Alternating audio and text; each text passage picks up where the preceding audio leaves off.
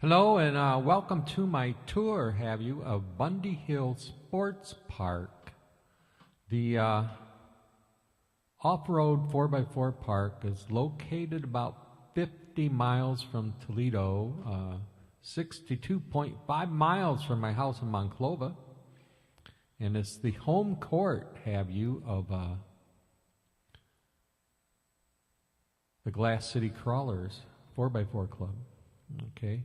This is the entry lot. There's a sign, and back here there's a little gatehouse. Now, if you've already registered once for the year, what they do on busy weekends, you just pull up and show your card and then get a wristband and pay right there, because this can stack up with traffic. But the blue building, teal blue I should say, is the office area. You can go in there. They sell the orange safety flags and t-shirts.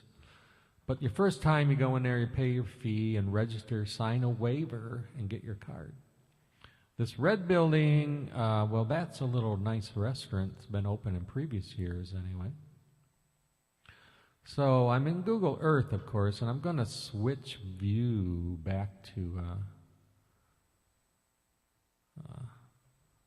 the sky view, and we'll try not to get too mixed up here. The entry gate area, like I said, here's a little gatehouse, and you don't like to hang around here too long because, again, this can stack up with cars. I'm going to zoom out a little. So you go to the right and you can see a campground. Well, it's a primitive campground, and the gate to the campground's right there. And we've had cookouts and some other things there. It makes it a little more private. A little bit of grass there. We'll go up here, and this is the parking area. Again, the parking is where you're going to put your trailer at if you got one, and prep your 4x4. Take a break, and they usually have a couple porta potties and stuff around. In the back corner here of the parking lot, there is an area now where it's kind of a picnic area. The first thing we'll look at, there is a little entry to a trail here called the Welcome Trail. This trail has, it's small, but there's an beam bridge is kind of the main feature. It's fun to go across. Again, if it's your first time and if you can follow somebody that knows the way, that is the way to go. And it's better to be in a group of 5 or 6, so you have some people that can pull you out if you happen to get stuck. So we'll go now, and we're going to do, there's a way in Google Earth to switch time.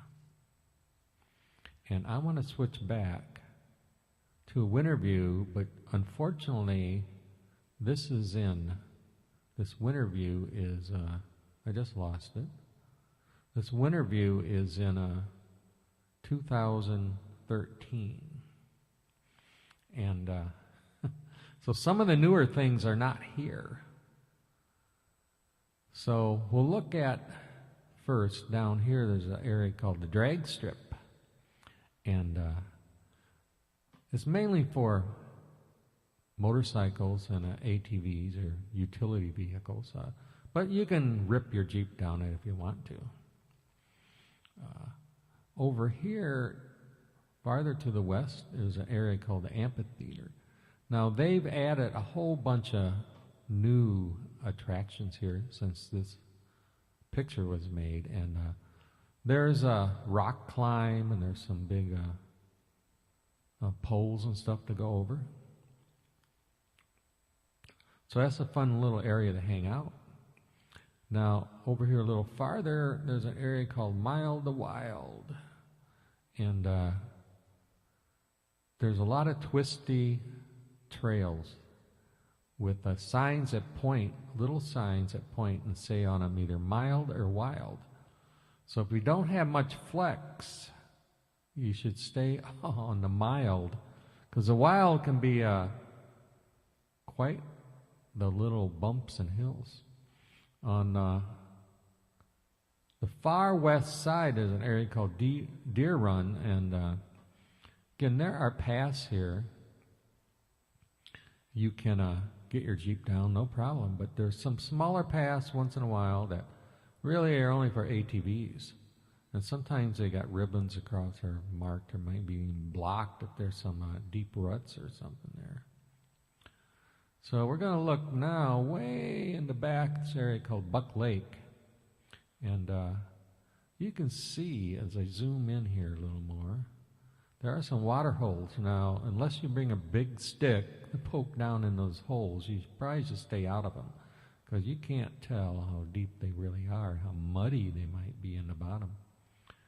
Now, there is a road or path or trail, have you, that goes all the way around, but it's mainly for ATVs. I'd like to try it with the Jeep someday, yeah. Back here, there is a nice little area with some little hill climbs, and you can explore that. So I'm going to zoom back, and we're going to look at there's an area called Nutcheck. There's a deep ravine of sorts here with some steep walls. The first part of it's not too bad to get across, but then it gets pretty difficult. And a little bit of a wall climb to get through it, actually. So I wouldn't do that unless you are pretty confident of yourself. The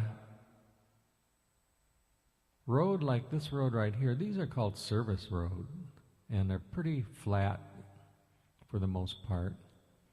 And the service roads are marked with a yellow tag to get around. So back in this area, they have a little tire pile, and there's some little hills way back here, of course. Now, way over here, there's an area called Whispering Woods, and there's some nice trails through this woods, and you can see there's one that kind of goes all the way around. Well, inside the woods, if it's been wet, there's some ruts that might be muddy, yep. And unless you have maybe 33-inch tires, I would stay out of those ruts. When it's dry, you probably can get through no matter what, but when it's muddy, it can be ugly in there. I know from experience. And the way in the back here, too, this area is kind of fun. There's a lot of sand back here now, and we're going to walk here, Devil's Hole. You can see the campground here, the parking area. Well, there's a road. Here's the entryway, the road that goes down, and your path, that trail that goes down right here through kind of a little ravine.